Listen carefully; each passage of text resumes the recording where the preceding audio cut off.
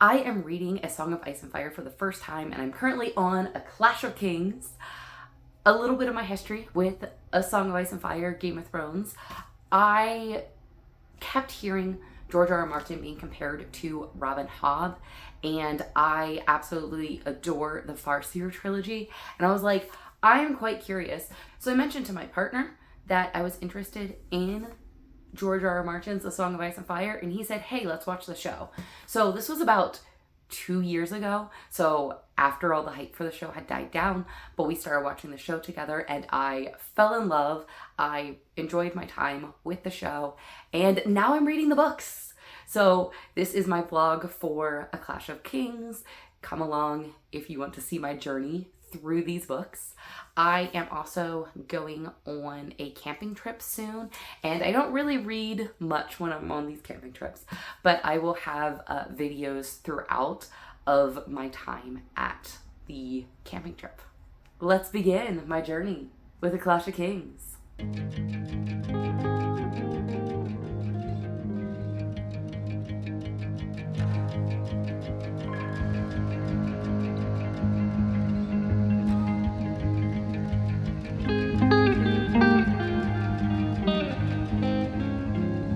I am through the first Dany chapter, which is about 150 pages into the book, and I have a couple things I want to talk about. So first, I'm going to jump back to the Davos chapter. I am really loving George R.R. Martin's writing. I think he does such a good job at really painting a picture of what's going on. I really enjoy reading from Davos's perspective, but in this particular chapter that I'm going to talk about, I feel like we actually get to understand Stannis the most. You know, Stannis has burnt the statue of the seven gods, and Davos is confronting him on that, and they have a conversation about where Stannis stands on religion, and Stannis literally has a line where, I know little and care less of gods, but the Red Priestess has power. And he goes on to say, half my knights are afraid to say her name.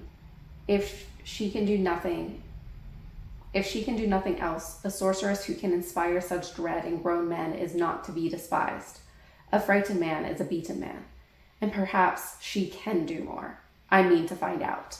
And in this whole chapter, he even talks about like why he doesn't have any loyalty to the seven. He prayed to the seven for his parents' safe travel when they were going off, and he saw their boat sink. Like his parents drowned in a shipwreck, and he lost his loyalty to the seven then because he didn't feel like the seven were hearing his prayers.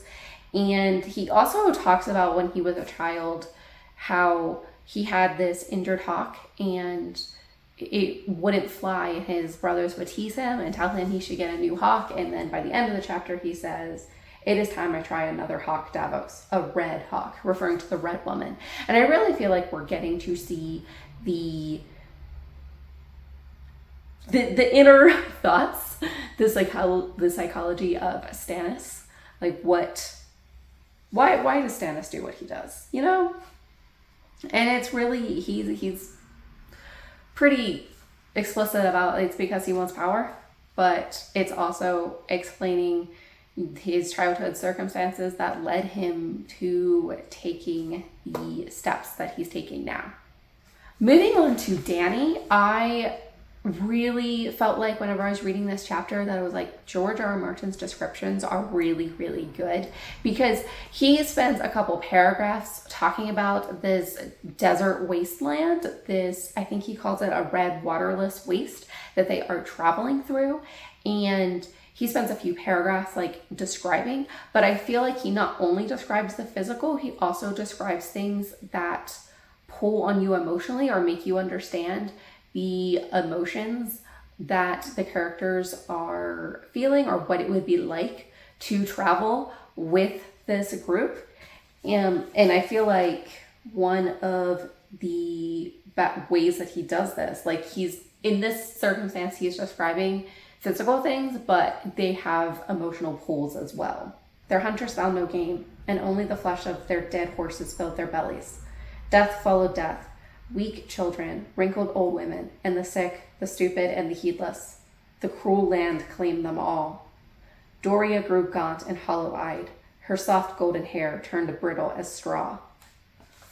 And yeah, in that situation, he is describing like physical things that are happening, but I feel like he's also describing there's this emotional ties to it, and it's really good. That's what I love. I love descriptions that also make you feel like you are there, that you can sense what is going on more than just how it physically is. And I love it. I feel like his descriptions are really, really good. And on top of that, I feel like so many of the stories that he tells, like there's a lot of characters just like talking about their childhood or something that happened in the past, but they're really relevant to the story currently. And one of those is by the end of the Dany chapter, Jorah has a conversation with Dany about his first wife. I think it's his only wife up until this point.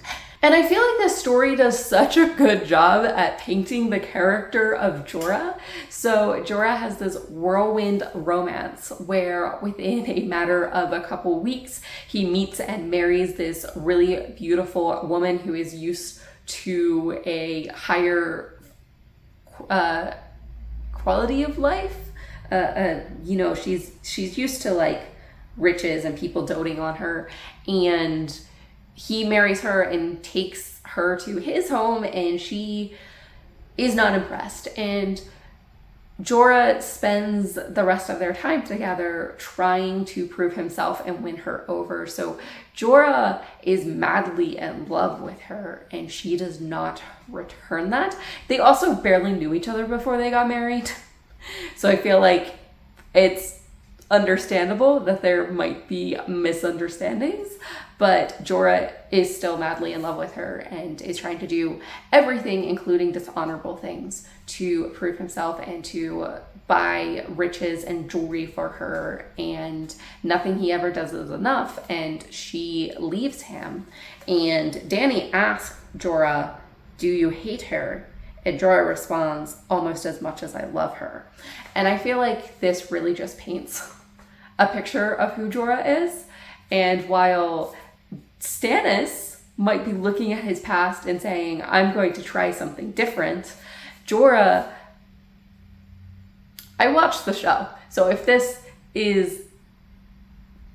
show is any indicator of where Jorah ends up, Jorah is still stuck in the past. I mean, he says so here that he still loves her. So he's in some ways still stuck in the past, but I feel like if I know anything about where this is going, which I might not, but if I do, then him being stuck in the past, the past is going to repeat itself. And I don't know, I just feel like both of these stories, like they might be reflecting on something that happened previously and how it affects them going forward, but I guess they're both making decisions based on the past, but it's also going to play out possibly differently. I could be wrong, but I don't know, it's really interesting, and I feel like it does such a good job at painting a picture of these characters.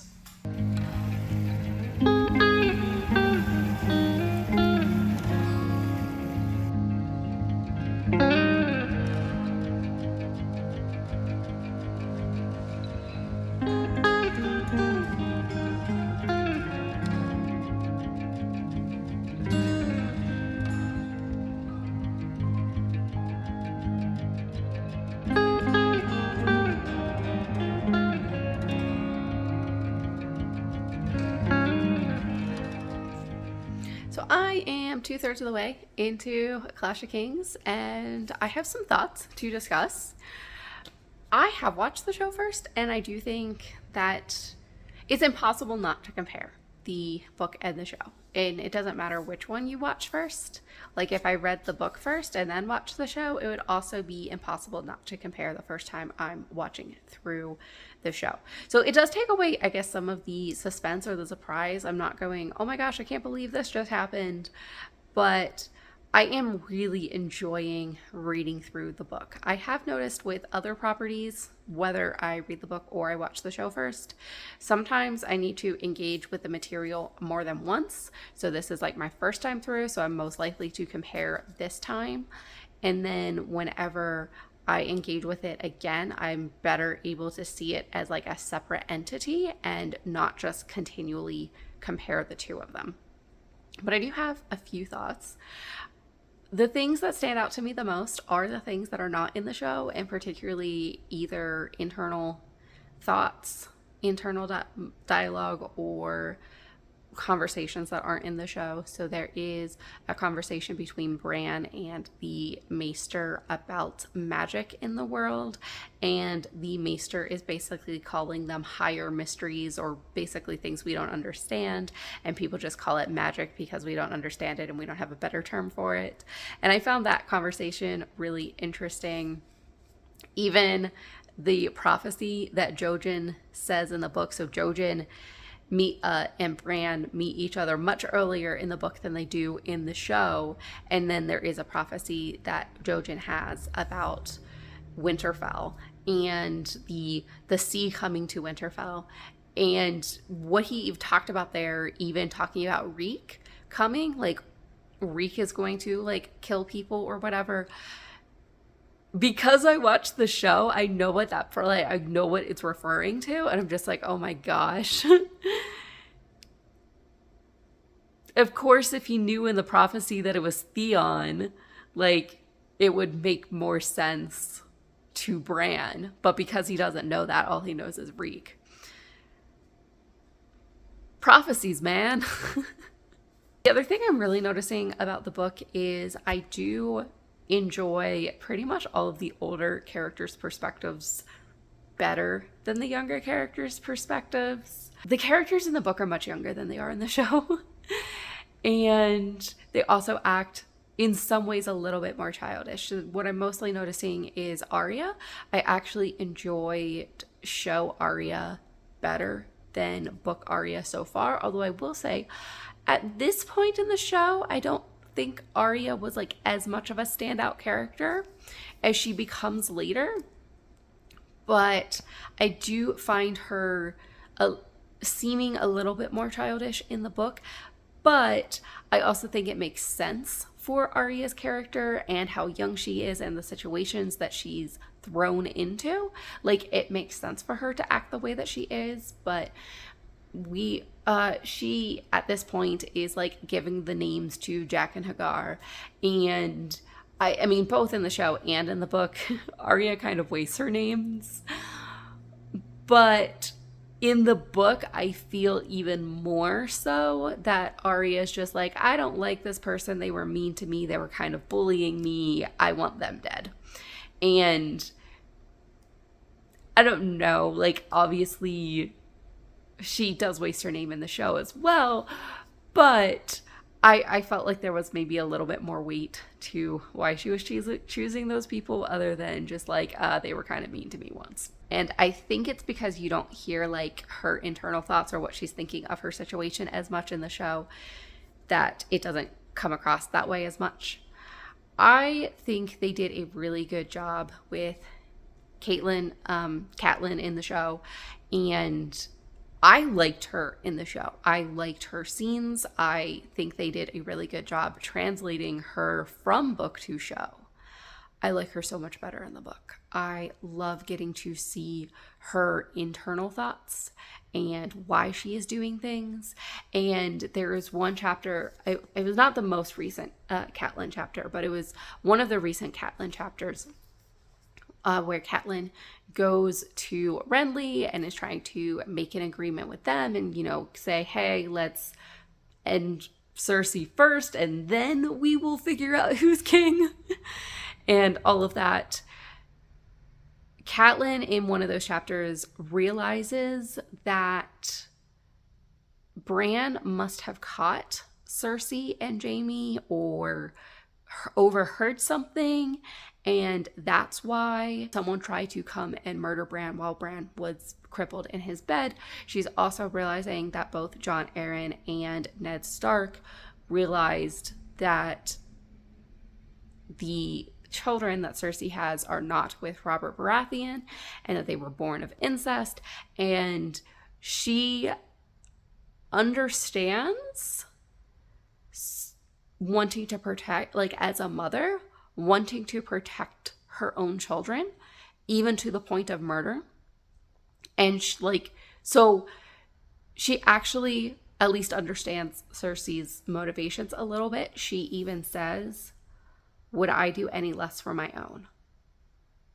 And I feel like this really just does a great job at illustrating Catelyn's character and her motivations. And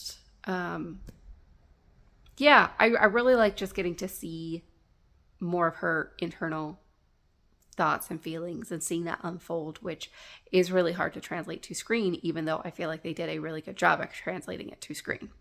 Another thing, even though I know what happens for I know where the story's going and it's following the story, the show and this book particular follow the story pretty closely, I still feel the suspense whenever that there is like a suspenseful scene. And then I also feel the suspense most in things that like usually bother me, like characters sneaking around at night when they're not supposed to. So Jon follows Ghost. Ghost wants Jon to leave the encampment and go out in the middle of the night, and they're beyond the wall, and there's like White Walkers, there's zombies beyond the wall, and they're traveling outside the encampment, and Jon is following Ghost, and I'm like feeling the suspense. I'm like, oh my gosh, be careful, there's zombies out here. Even though like I know Jon's going to make it, that's not, it's not going to be an issue. It's still like I can sense that from the writing, and they found tools. It was not zombies, it was not White Walkers, it was not even bodies, which Jon was thinking that Ghost found a body buried. They found tools. So I think I really appreciate just the writing, and getting, even if I know what's happening, I can still get caught up in the story. So that's what I have so far, and I will be back with my updates whenever I finish reading the book.